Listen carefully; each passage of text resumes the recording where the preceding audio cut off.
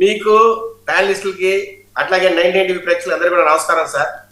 ఈరోజు పిఠాపురం గురించి సంకలు గుద్దుకుంటున్న వైసీపీ నాయకులు కడప టౌన్ లో జరుగుతున్న దురాక్రమాలు, దుర్మార్గాలు, హత్యలు సార్ 15 రోజుల కిందట పెద్ద దస్తగిరి అనే వ్యక్తిని అతి దారుణంగా బ్యాచ్లు పెట్టి మరి వాళ్ళను ఈ గంజాయి బ్యాచ్ అని పిలుస్తున్నారు సార్. ఒక్కొక్క స్ట్రీట్ లో ఒక్కొక్క బ్యాచ్ సార్.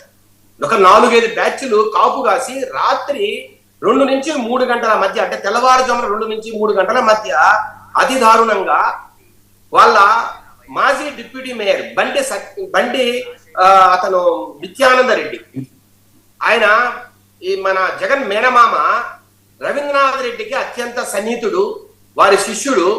అట్లాగే వాళ్ళ త్రయం ఏదైతే ఉందో సార్ కడపలో ఈరోజు రవీంద్రనాథ్ రెడ్డి, అట్లాగే మాజీ డిప్యూటీ చీఫ్ మినిస్టర్ అంజాద్ బాషా, అట్లాగే మేయర్ సురేష్ బాబు, వీళ్ళ త్రయము కింద పనిచేసే బండి నిత్యానంద రెడ్డి అత్యంత దారుణంగా కిరాతకంగా సార్ దేనికోసం అనుకుంటున్నారు?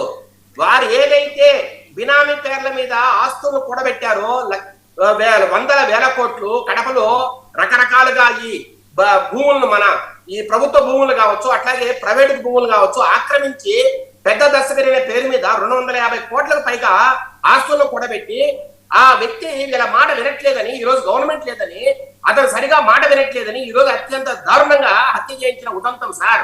ఈ రోజు అంటే కాదు విజయ్ ఏంటి అక్కడ హత్యలు జరుగుతున్నాయి. కాదు వినండి కాదు, ఇప్పుడు ఏం చెప్పాలనుకుంటున్నారు మీరు? అక్కడ హత్యలు జరుగుతున్నాయి, పిఠాపురంలో హత్యలు ఏం కాదు, జస్ట్ అలా గొడవ ఆడుకుంటున్నారనా? వైఎస్ఆర్సీపీ నాయకులు ఇంత దుర్మార్గంగా దౌర్జన్యాలు ఒక పక్క చేస్తూ ఉంటే అక్కడెక్కడో పిఠాపురంలో ఒక చిన్న ఇష్యూని పట్టుకుని వైసీపీ నాయకులు కావచ్చు, లేదంటే వైసీపీ క్యాడర్ కావచ్చు, సోషల్ మీడియాలో సకలు గుద్దుకోవడం చూస్తుంటే నిజంగా హాస్యాస్పదం సార్. నిజంగా నాకు నవ్వు వస్తోంది సార్. ఇక్కడ రాయలసీమలో అంతా మోత మోగుతాంది సార్, కడప విషయము మోత మోగుతాంది. అసలు రేపో మాపో మాజీ మేయర్ సురేష్ బాబును అరెస్ట్ చేసే పరిస్థితి, రవీంద్రనాథ్ రెడ్డి అరెస్ట్ చేసే పరిస్థితి. ఇక్కడ ఉన్న ఎస్పీ విశ్వనాథ్ గారు అత్యంత అద్భుతంగా పనిచేస్తూ అందరి బండారాలు బయట తీస్తున్నారు సార్. ఈ రకంగా వీళ్ళు 2019 నుంచి 24 వరకు అత్యంత దౌర్జన్యంగా పనిచేసి అరాచకాలు చేసి వేల కోట్ల కుంభకోణాలు చేసి ఈ రోజు సార్ అక్కడ ఒకటైతే వాస్తవం సార్, పిఠాపురంలో వర్మ గారు బలమైన వ్యక్తి, ఆయన తెలుగుదేశం నాయకుడు, ఆయనకు టికెట్ వస్తుందని ఎక్స్పెక్ట్ చేశారు. లాస్ట్ మినిట్ లో పవన్ కళ్యాణ్ గారు అక్కడ పోయి పోటీ చేయడము, ఆయనకు టికెట్ రాకపోవడం వల్ల కొంత మనసులో ఎంతైనా బాధ ఉంటుంది కదా సార్. మనం మాట్లాడుకుంటే బాధ అయితే కొంత ఉంటది. కాకపోతే ఏంటంటే సార్, ఈ పెండెం హరిబాబు, పెండెం దొరబాబు సార్, పెండెం దొరబాబు గారు ఆయన వైసీపీలో ఎమ్మెల్యేగా ఉన్నారు. ఎమ్మెల్యేగా సార్ ఒక 10-15 ఏళ్ల ముందు ఎమ్మెల్యే ఉంటే కూడా బాధపడేవారు కాదు. మొన్న రీసెంట్ గా 2024 వరకు ఎవరితో అయితే వర్మ గారు పోరాడారో 5 ఏళ్ళు, ఎవరి అరాచకాల మీద అయితే ఈయన ధర్నాలు చేశారో, హర్తాలు చేశారో, ర్యాలీలు చేశారో, అదే వ్యక్తి ఈ రోజు జనసేనలోకి వచ్చి ఆయన ముందుపడి దౌర్జన్యంగా మీ సంగతి తెలుస్తామని మాట్లాడడం అనేది నిజంగా సార్ ఇది బాధాకరమైన విషయం సార్. ఇది ఒకసారి పార్టీ పెద్దలు కూడా కూర్చొని మాట్లాడతారు సార్. నేనేమంటున్నానంటే 2024లో ఎవరైతే ఓట్లు వేశారో, జనసేన పక్కన ఎవరైతే బలంగా తిరిగారో వాళ్ళు మాట్లాడడం వల్ల ఏ తప్పు లేదు సార్. కానీ ఈ పెండెం దొరబాబు అనే వ్యక్తి వైఎస్ఆర్సీపీ నుంచి సార్ చేయడం కూడా 2025లో చేరారు పార్టీలో. ఒకవేళ 2024 ముందే చేరింటే కూడా ఒక కథ వేరుగా ఉండేది. 25లో చేరిన వ్యక్తి ఆ రకంగా ఆయన మాట్లాడుతున్న తీరు చూస్తే నిజంగా అందుకనే సార్ వర్మ గారు కూడా కొంత బాధపడినట్లున్నారు సరే. బట్ ఏదైనా సార్ ఇది మంచి పద్ధతి కాదు. ఖచ్చితంగా దీన్ని కూర్చోబెట్టి దీన్ని సద్దుమణిగా చేయాల్సిన అవసరం అయితే ఉంది సార్.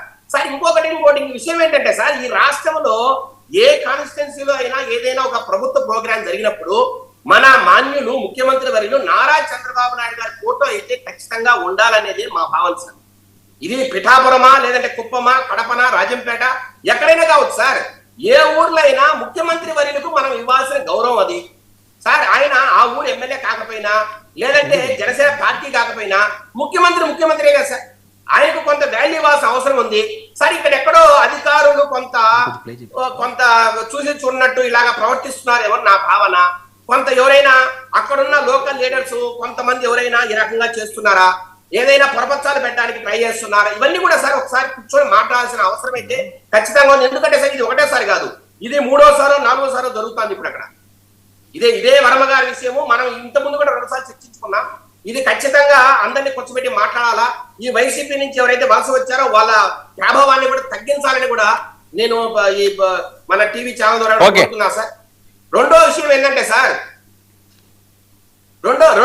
ఏంటంటే సార్ ఇప్పుడు పవన్ కళ్యాణ్ గారు, చంద్రబాబు నాయుడు గారు ఎవరు ఎన్ని కొట్టుకున్నా, ఎవరు ఎన్ని తిట్టుకున్నా వారైతే పక్క పోయే పరిస్థితి లేదు. అది ఒక్కసారి వీళ్ళు కూడా మనసులో పెట్టుకోవాలి సార్. అంటే లోకల్ గా మాకు పవర్ ఉండాలా, మేమే రూల్ చేయాలనే ఫీలింగ్ కొంతమందికి ఉంటది అక్కడ లోకల్ గా ఉన్న లీడర్లకి. కానీ పార్టీలోకి ఎప్పుడు వచ్చాము, మనకు పవర్ తీసుకోవడం, చర్యలు తీసుకోవడం న్యాయమేనా అనే విషయం కూడా కొంత ఆలోచించి ముందడుగేయాలా. వర్మ గారికి తగిన రెస్పెక్ట్ ఇవ్వాలని కూడా నా భావన. Right, okay. నాగార్జున గారు సార్, మీ వెర్షన్ ఏంటి?